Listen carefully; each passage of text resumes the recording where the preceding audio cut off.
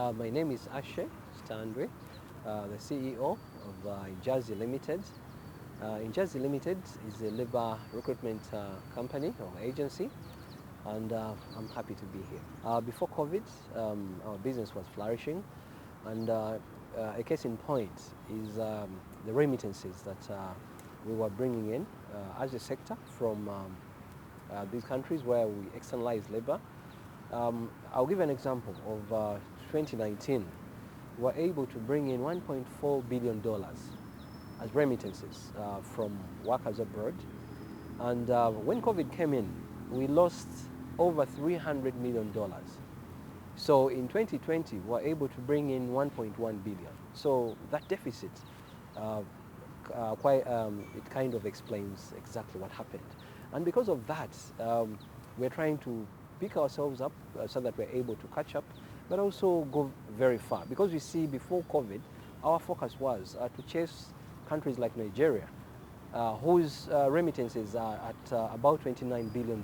So you can imagine, for us as Uganda, before COVID, we were at $1.4 billion. So we are saying that we need to do a lot of things to see that we catch up. But so far, so good. I can see we're moving well, though in between there, we lost, for example, some companies in our sector. They actually went out of business completely. And some of us who survived that, we're trying to see how we can pick ourselves up and continue working. Right, okay, if you look at the figures of before COVID, for example, we're externalizing about 12,000 Ugandans per month, all companies, if I may talk for the sector for a minute, yes, in general. And then you can imagine we are over 200 companies in our sector, for example. And the minimum you can give each agency is about 10. Let me give an example. 10 employees, for example. So those are 2,000 people who lost jobs during COVID. They had to stay at home. But then, if you look at the people that were ready to be externalized, if you look at that figure I've given you of 12,000, roughly, you realize that all companies had to, one, buy new tickets, do visa medical once again, do all these medical things.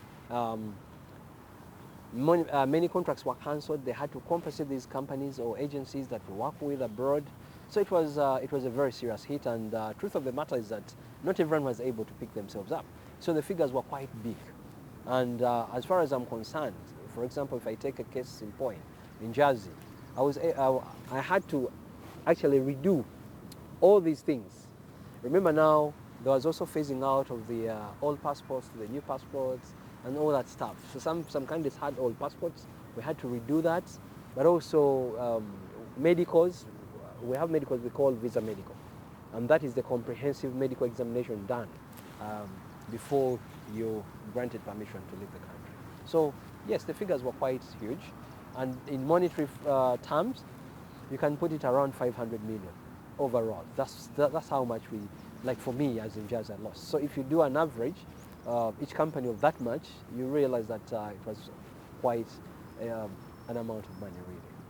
So how is the reception like this time around, as this year started? Right. Have you had candidates register? How is the procedure? Yeah. Yes.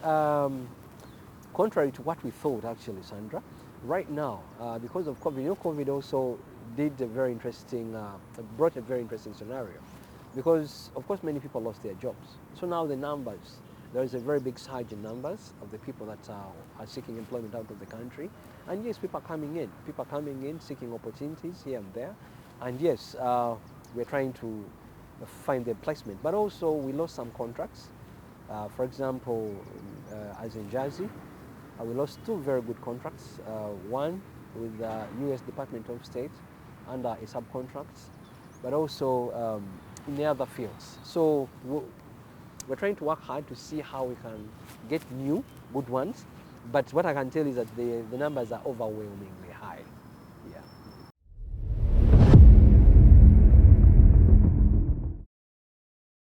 Right. Yes, truth of the matter, Sandra, is that yes, UDB did not consider our sector, and yes, we were very disappointed. Just like you mentioned, if a sector is able to bring in that much, I mean, it's only obvious that it needs to be given some attention. But also, if you look at the budget that was passed last year, you realize that $9.1 million was captured in that budget that comes from this sector on a monthly basis. So it shows you that this particular sector actually is doing something big for this country. So for me, my point is that government should take more interest in this particular sector and work with us to see how best we can get assisted. Because what we are doing right now is to empower Ugandans, empower these families. For example, Sandra, you look at 20 families, for example. If you've taken 20 Ugandans, those are 20 families. School fees are being able to be paid. If you look at the whole system, social system, you realize that children can go to school, yes. Families can be able to buy land, build houses.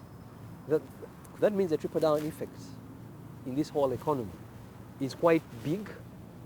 And you can see that in the housing boom, the real estate boom with, you're seeing around the country. So I think we need to be given serious attention. And you see, we're dealing with human beings. So rather than pointing fingers when certain things are not going okay, we need to keep working together to see how best we can improve this. Because it's a serious remedy to the unemployment we have in the country at the moment.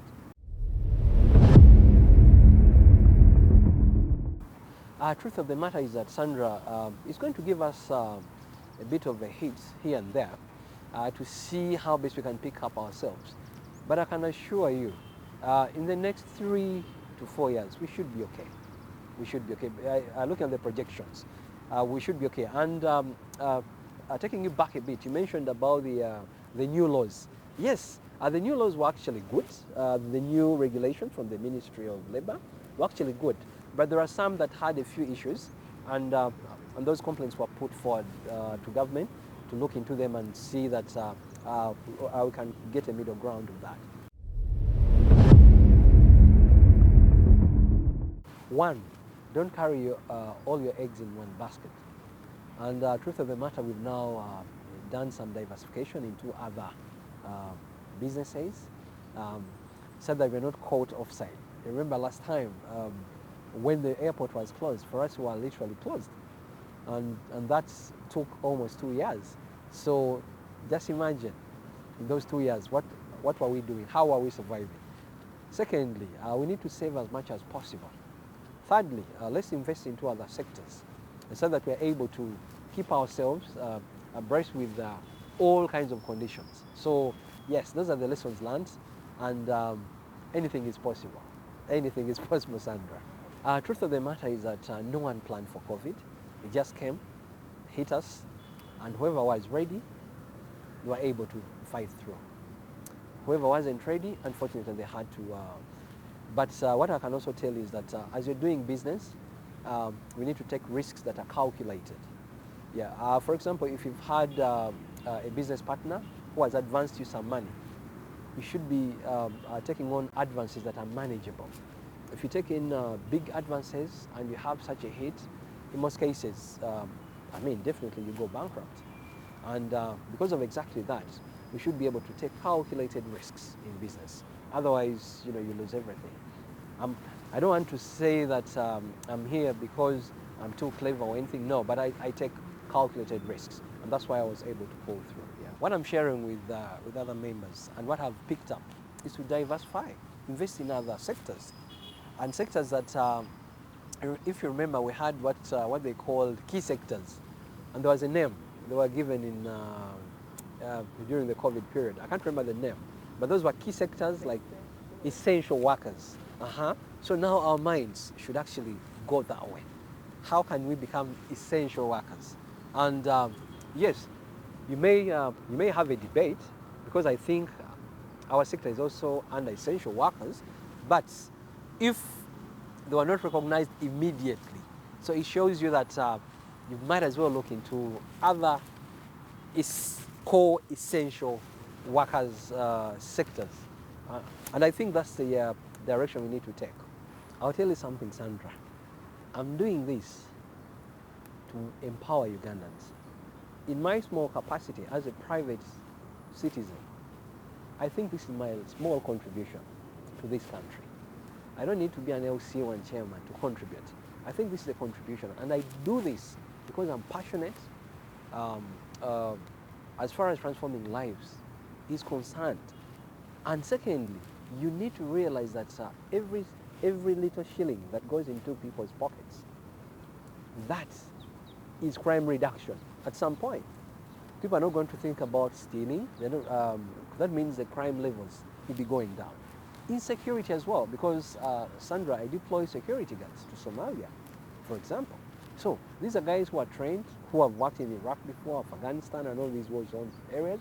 So you just imagine, if they are broke and they are redundant, what do you think they're going to do if they're not well kept in check?